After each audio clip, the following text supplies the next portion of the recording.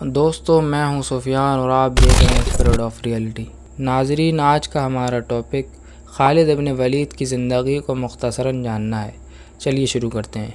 خالد ابن ولید رضی اللہ عنہ کی پیدائش 592 عیسوی میں ہوئی۔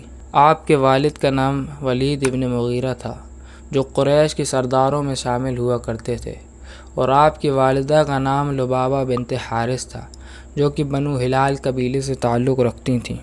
حضرت خالد ابن ولید نے اپنی ابتدائی زندگی میں مسلمانوں کے خلاف کئی جنگوں میں حصہ لیا۔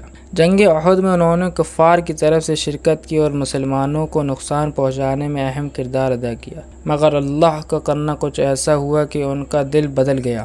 حضرت خالد ابن ولید نے 629 عیسوی میں اسلام قبول کیا۔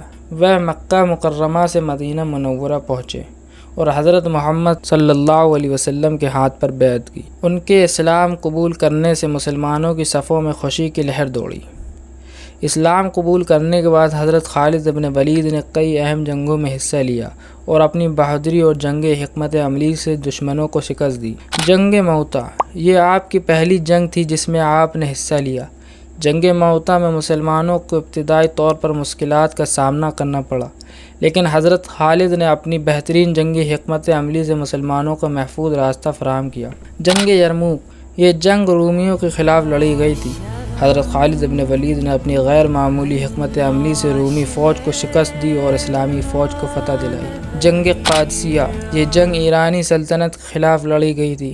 حضرت خالد ابن ولید نے اس جنگ میں اہم کردار ادا کیا اور مسلمانوں کو فتح حاصل ہوئی۔ حضرت خالد ابن ولید کی قیادت میں اسلامی فوج نے دمشق کو فتح کیا۔ ان کی جنگی حکمت عملی اور بہادری نے دمشق کو مسلمانوں کے قبضے میں لانے میں اہم کردار ادا کیا، اسی لیے آپ کو فاتح دمشق بھی کہا جاتا ہے۔ حضرت خالد ابن ولید نے اپنی زندگی کے آخری ایام شام میں گزارے۔ 642 عیسوی میں وہ حمص موجودہ شام میں وفات پا گئے۔